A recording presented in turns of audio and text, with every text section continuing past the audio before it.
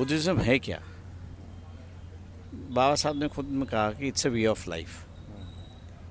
विचारधारा पे आधारित आप अपनी ज़िंदगी गुजारते हो तो वो बुद्धि के मुताबिक आप चलते हो। मैं हिंदू धर्म के दो हिस्से में ये करता हूँ, एक तो सनातन हिंदू है और एक संतों की परंपरा मानने वाले हिंदू है। तो जो संतों को मानने वाली हिंदू की जो परंपरा जो है, संतों की परंपरा मानने वाले जो है वो बुद्ध की परंपरा को भी मानते हैं और विचारधारा पे चलने के लिए वो चलते रहते हैं इसमें। तो ये मेरे ख्याल से सबसे बड़ा बदलाव है समाज के अंदर। हम लोग इस बदलाव को किस ढंग से इस्तेमाल करें, कैसे रूप दे, ये मेरे ख्याल से पूरे शाहू अम्बेडकरी मूवमेंट के जो लोग हैं उन पर ये निर्भर है, ऐसा मैं मानता हूँ। लेकिन प्रकाश जी सवाल कि जात पे आधार पर पुजारी ना हो। एक थियोलॉजिकल कॉलेज जो है वो थियोलॉजिकल कॉलेज शुरुआत हो।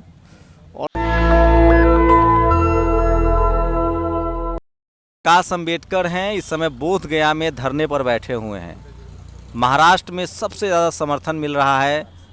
आप सोचिए, बाबा साहब ने 1956 में धम्म का रास्ता अपनाया, भारत को बुद्धमय भारत बनाना चाहते थे।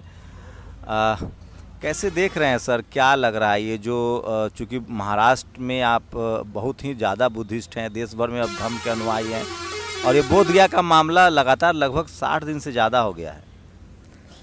देखिए, एक सवाल ये है कि बुद्धिज़्म है क्या?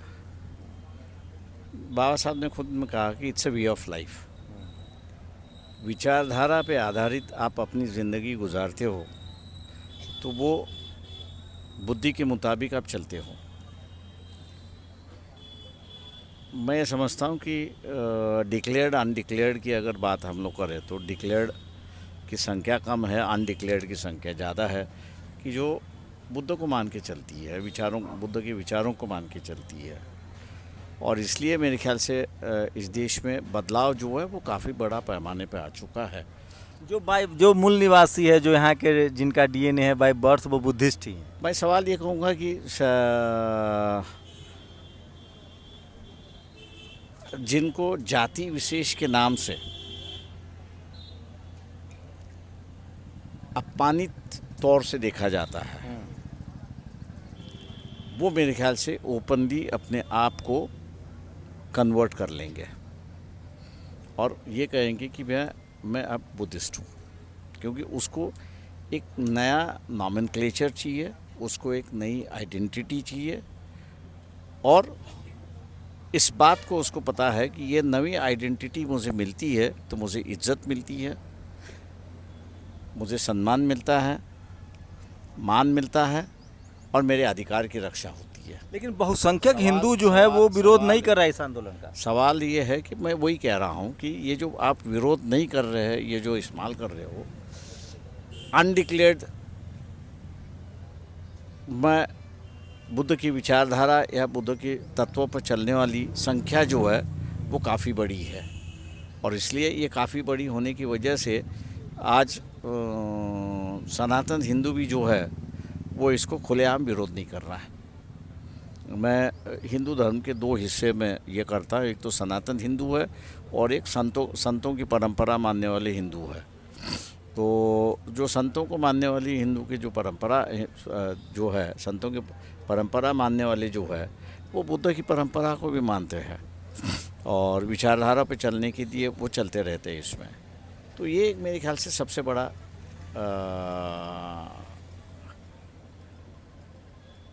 बदलाव है समाज के अंदर। हम लोग इस बदलाव को किस ढंग से इस्तेमाल करें, कैसे रूप दे, ये मेरे ख्याल से पूरे शाहू अम्बेडकरी मूवमेंट के जो लोग हैं उन पर ये निर्भर है, ऐसा मैं मानता हूँ। लेकिन प्रकाश जी, सवाल ये है कि जो लोग चपरासी नहीं बनने देना चाह रहे हैं, जो लोग आरक्षण का विरोध कर रहे हैं, जो चपरासी तक नहीं बनने देना चाह रहे हैं, वो क्या लगता है, वो चूँकि तमाम जो यहाँ लाखों मंदिर हैं जहाँ पैसे हैं, करोड़ों अरबों का वहाँ चंदा दान आता है, उन जगहों पर जब हिंदुओं का एग्जिस्टेंस नहीं है, खासकर जो गैर ब्राह्मण हिंदू हैं उनका इंट्रेंस नहीं है, उनको अधिकार नहीं है, तो जो बौद्ध विहार है जिसका इंटरनेशनल एक आइडेंटिटी है, इंटरनेशनल लोग आते हैं, तो वो उस आपको लगता है छोड़ देंगे वो? देखिए ऐसा है कि आपने कभी इस बात को, जो सत्ता में आए या सत्ता में नहीं, जो बाबा साहब के बाद की जो मूवमेंट चली है, क्या इन मूवमेंट ने कभी ये कहा कि कानून बनना चाहिए कि जात पे आधार पर पुजारी ना हो? एक थियोलॉजिकल कॉलेज जो है वो थियोलॉजिकल कॉलेज शुरुआत हो, और थियोलॉजिकल कॉलेज से जो बाहर आता है उसको पूजा अर्चा करने का अधिकार है। हम लोग ने जो दिशा देनी चाहिए, एक मार्गदर्शक के रूप में हम लोग ने जो दिशा देनी चाहिए, वो दिशा हम लोग ने दी नहीं। हम पुराने रास्ते पर ही चले हैं, और पुराने रास्ते पर चलते हुए एक छोटे से दायरे पर हम लोग चल रहे हैं। और इसी की वजह से जो है कि बुद्ध की विचारधारा को मान के चलने वाले जो है या उसको स्वीकार करने वाले हैं, उनको जो नया रास्ता दिखाना चाहिए, वो नया रास्ता हम लोग नहीं दिखा रहे। नहीं, मैं सवाल वही है फिर से कि जो तमाम जो बुद्ध विहार हैं, जहां आर्थिक रूप से जो सशक्त नहीं है, वहां कोई देख भी नहीं रहा, वहां लोग जा भी नहीं रहे हैं। खासकर जो बोध गया जो बौद्ध विहार है, यहाँ आर्थिक रूप से मजबूत है, सशक्त है। क्या लगता है वो जो हिंदू मंदिरों में हिंदुओं को नहीं जाने दे रहे हैं, वो आपको छोड़ देंगे? भाई ये कह रहा हूँ, सवाल ऐसा है कि अब इस बात का भी है, अछूतपन को छोड़ने के लिए तैयार नहीं था, जनसंख्या कम थी, लेकिन अछूतपन लोगों ने छोड़ दिया, मजबूर कर दिया। तो आपको मजबूर करना होता है बदलाव के लिए, और बदलाव के लिए अगर मजबूर करना है तो आपको लोगों को साथ में लेना है, जोड़ना है, उनके साथ में मकसद रखना है।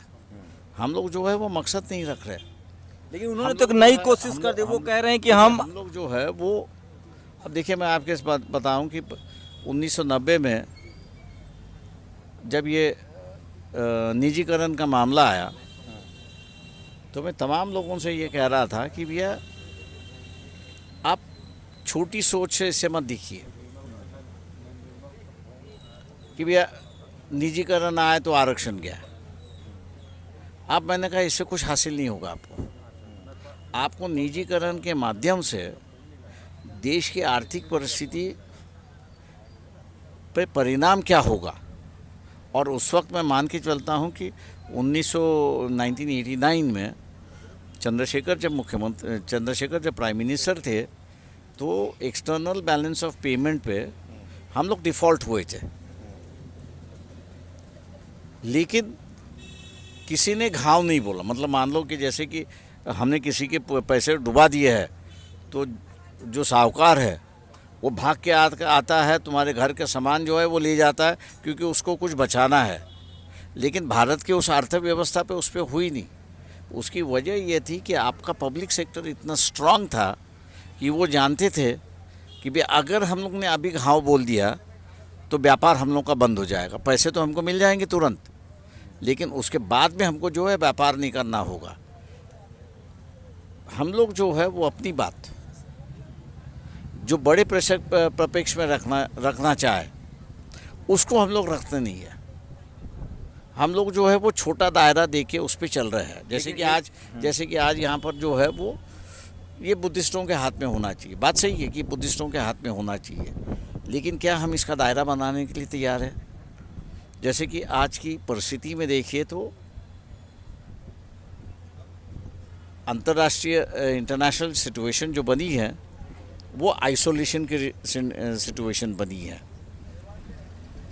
आप इस आइसोलेशन के सिचुएशन से आप बाहर निकल सकते हो नहीं। जैसे मैं उदाहरण के तौर पे कह रहा हूँ कि ये जो आपके चिप की जो समस्या है, आप बना नहीं पा रहे हो। सबसे बड़ा बनाने वाला कौन है? तो ताइवान है। ताइवान कौन है? तो बुद्धिस्ट कंट्री है। वो आज दुनिया भर में बुद्ध की किताब जो है वो फ्री में बांट रहा है। अब ऐसे जो देश है, ऐसे देशों को यहाँ से लगाव है, बुद्ध गया से लगाव है।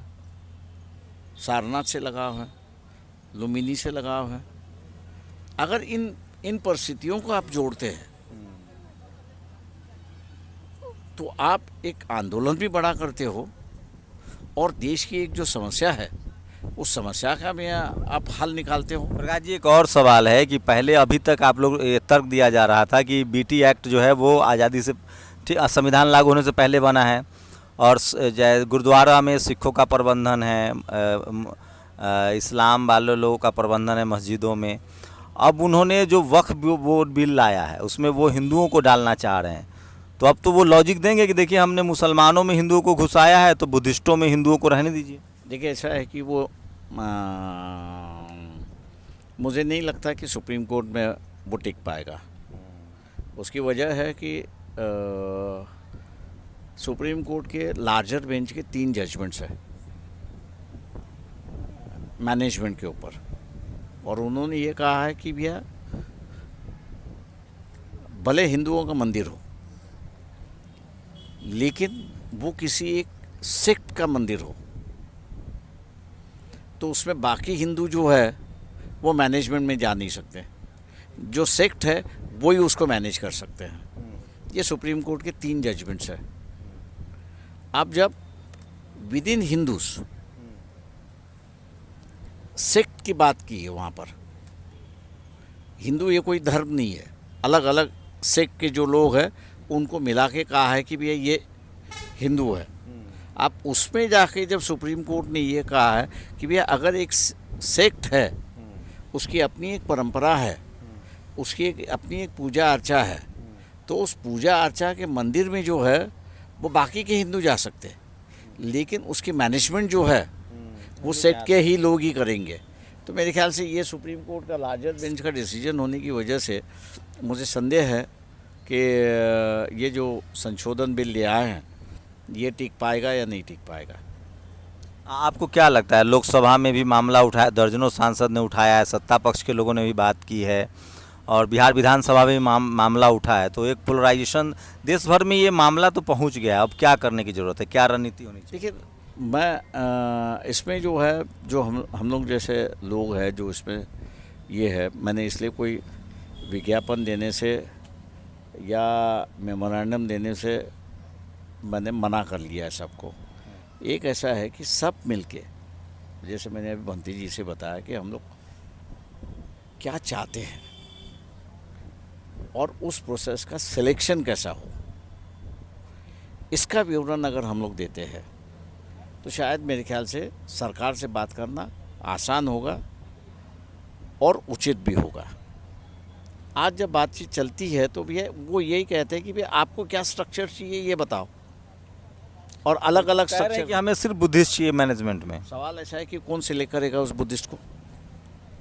उस बुद्धिस्ट को सिलेक्ट कौन करेगा? आप किसी न किसी को तो भी अधिकार देना है, चाहे आप मुख्यमंत्री को अधिकार दो, चाहे आप गवर्नर को अधिकार दो, चाहे आप किसी Buddhist senior most Buddhist monk है उसको आप दो, लेकिन उसका नाम ले लो कि भैया फलाना फलाना बनते हैं, ये इसके सिलेक्ट करेंगे। क्योंकि एक दफ़े जलने के बाद दोबारा वो नहीं कहते कि भैया इस सिलेक्शन का मामला जो है वो हम लोग अपने ऊपर ले। तो जैसे कॉलेजियम जजों को चुन लेता है, बुद्धिस्ट जो संस्थाएं हैं वो बुद्धिस्ट मॉन्क चुन लेंगे, तो वैसे बुद्धिस्ट संस्थाएं तमाम ऐसे तमाम बुद्धिस्ट संस्थाएं हैं।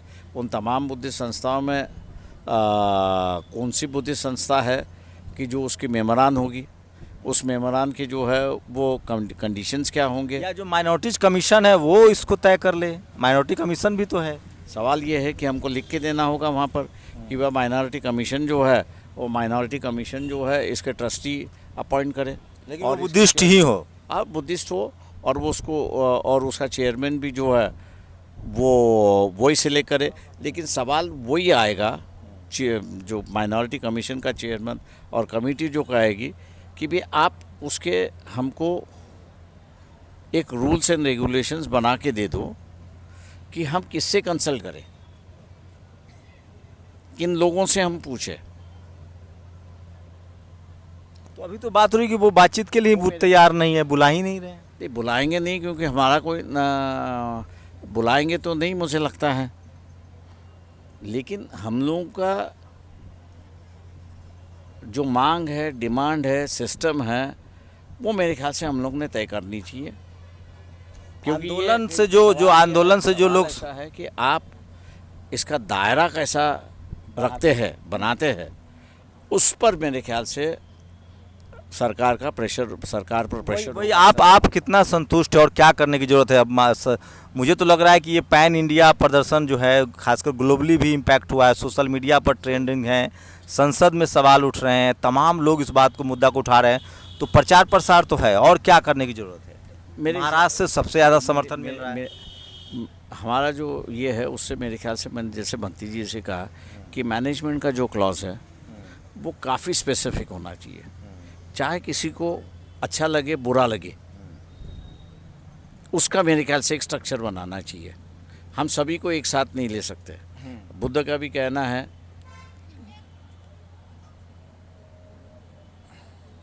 बहुजन हिताय बहुजन सुखाय। उन्होंने कभी नहीं कहा सर्वानु सुखाय सर्वानु ये।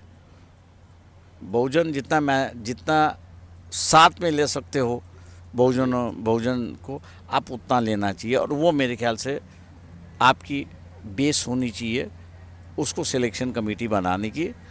और मेरे ख्याल से एक दफ़े सिलेक्शन कमेटी बन गई तो उसको प्रेस करना फिर हम लोग जैसे लोगों को आसान होता है।